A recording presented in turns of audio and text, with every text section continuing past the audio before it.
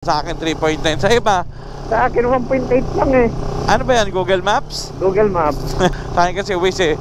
Tignan natin kung sino mas updated. Bakit kanina pa din 300 na lang sa'yo? Oo, kanina 300 eh. Oo, ngayon 400. May sapi yung Google Maps mo pa din.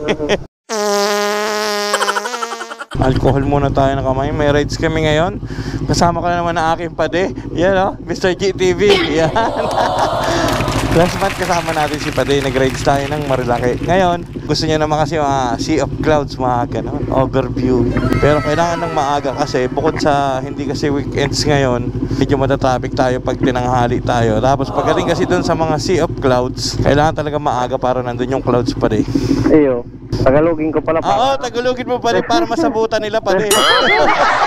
Mahirap baka hindi nila masabutan, Pade. Baka masabutan eh. Ang biyahe na kami ni Pade. Yun. Yeah. Ingat sana, ride safe sa lahat. Alright. Ayos yung sounds mo. Sounds ng alin, Pade? Ha? Anong sounds? Yung tambutso. Ah.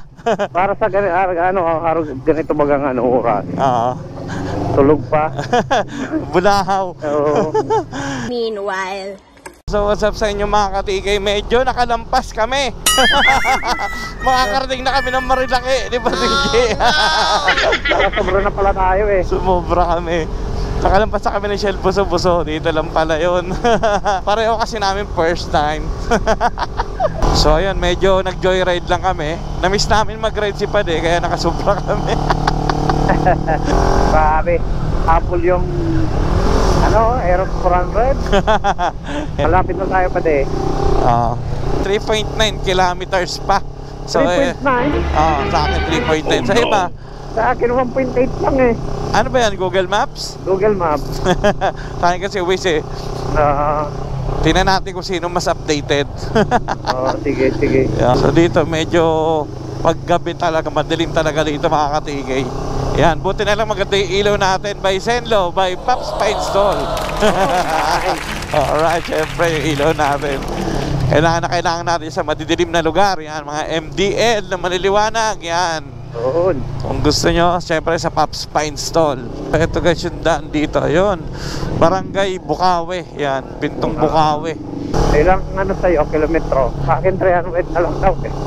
1.1 pa pa eh. Dalawa tayo dito, sabi. Yan. Itong dalawa ko. Ito pa diyo, nakita mo. Casa Peregrina, yan o. Yan o. Casa Peregrina this way. Di ibig sabihin, malapit na tayo. Malapit-lapit na tayo. Dito ba rin? Dito, sige. Tama to. Mountain. Parehas lang naman pala yun eh. Parehas pala yun. Gina-shortcut lang tayo ng konti. Malapit na eh. Sabi sa akin, 500 meters eh. Bakit kanina pa din 300 na lang sa'yo? Oo, kanina 300 eh. Ngayon 400. May sapi yung Google Maps mo pa din. Yan ang mga riders na natin. Papunta yan doon. Siguro. Ito. Tapos kakanan tayo. Tapos nandun End na sa akin. Pag kumanan ka, end na eh. Ilang metro lang eh. Ito. Saan dyan ba yan? Sige. Yan, ito. Casa Peregrina. Medyo yung daan medyo rough road Tahan lang. Ang tawag dito sa daan ito, medyo challenging. Grabe ang tarik nito pa Kaya mo? Kaya naman. Grabe ang tarik.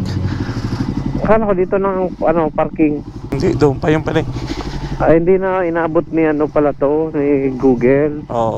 Grabe ang daan guys, napakatarik. Palusong naman tayo. Mamaya pagbalik, yun ang problema. Ito pa rin daan natin, di ba? Grabe guys, ang tarik guys. Kaya ito sa Primera.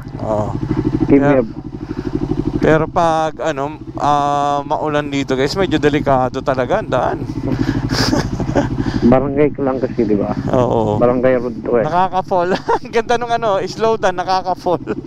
Ito na ba Ito na. Diba? Ito na yung parking sabi ko sa'yo eh, diyan na eh. Naka naman.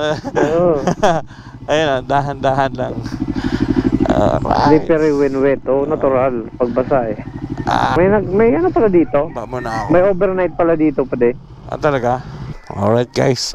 So we're here at Casa Peregrina. Sa tingin nyo guys, sinong mas updated? Waze o Google Maps? Kayo, anong gamit nyo na apps?